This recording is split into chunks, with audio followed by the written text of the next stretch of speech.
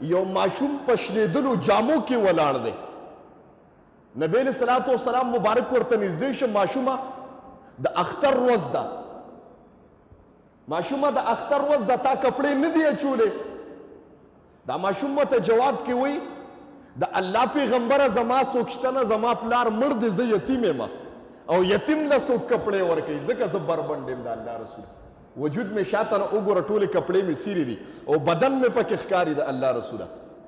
نبی علیہ السلام مبارک ورته وی ښه. نبی علیہ السلام مبارک وی څنګه د خوښه ده چې محمد د پلار وګرځي ټول څوک سره. سبحان الله ولله.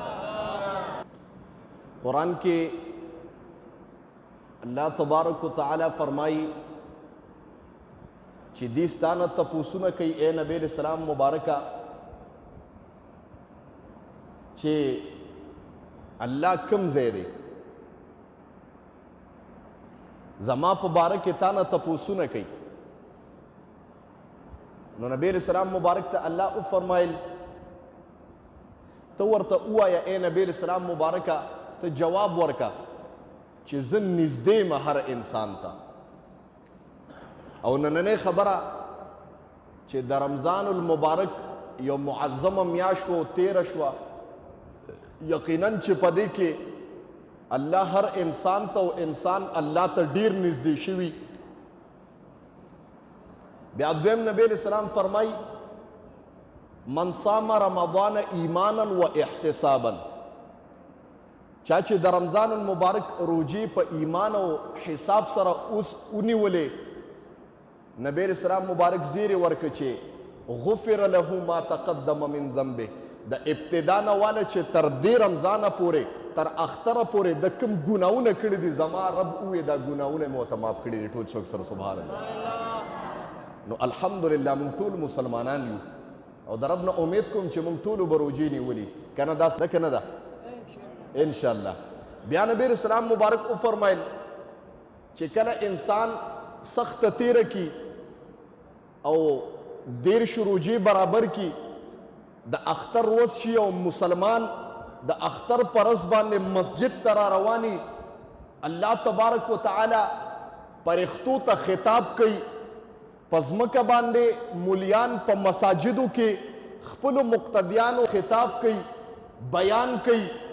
برا د اختر پرز باندې د مسلمانانو د اختر پرز باندې الله تبارک وتعالی په اسمان باندې پرښتو ته بیان کوي او بیان کې الله تبارک وتعالی زمون مسلمانانو باندې پرښتو ته فخر کوي. زما محترم ورته وی اے پرښتو تاسو ته یاد چې هغه وخت چې ما آدم پیدا کړ او تاسو راته وی چې الله که د عبادت لپاره پیدا کړو ونحن نسبح بحمدک ونقدس لك، الله موږ عبادت لپاره کافي شافي یو.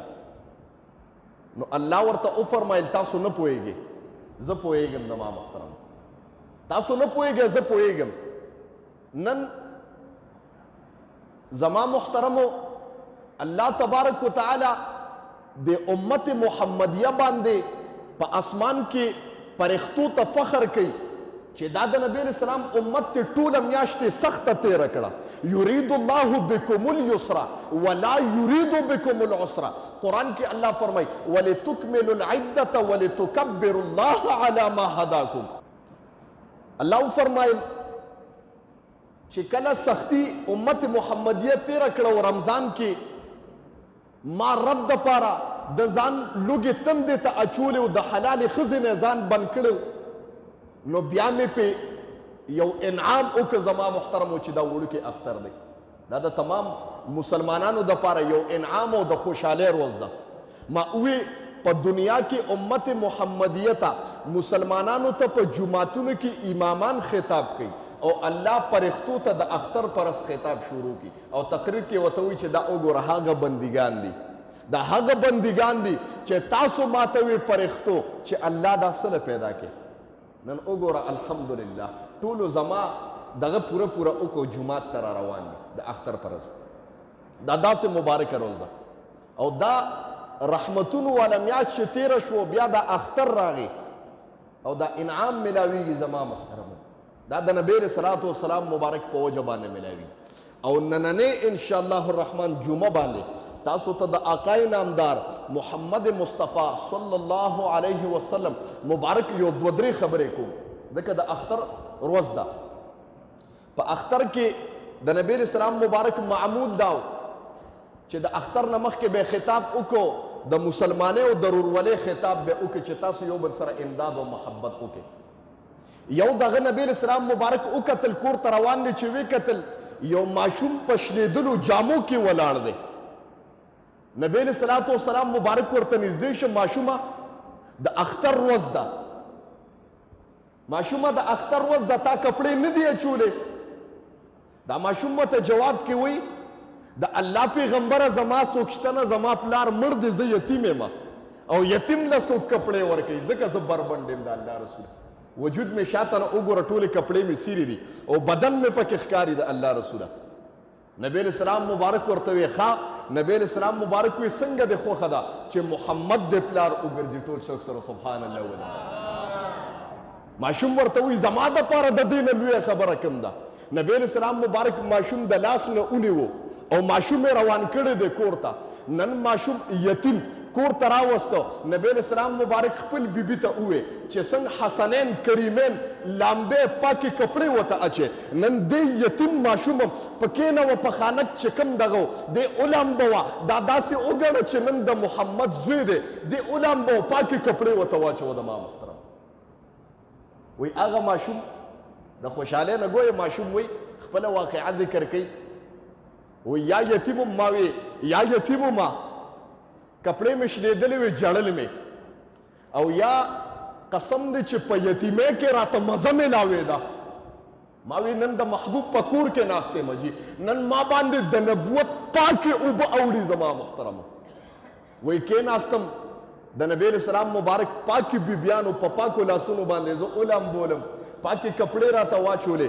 یو لاس نه حسن نیولې دی، یو ګوته حسن نیولې ده او بل طرف ته لاس حسین نیولې دی. نبی علیه السلام مبارک جومات ته را روان دی. گویا یتیم ته وایي ته څه کې ستا دپاره لاس نشته.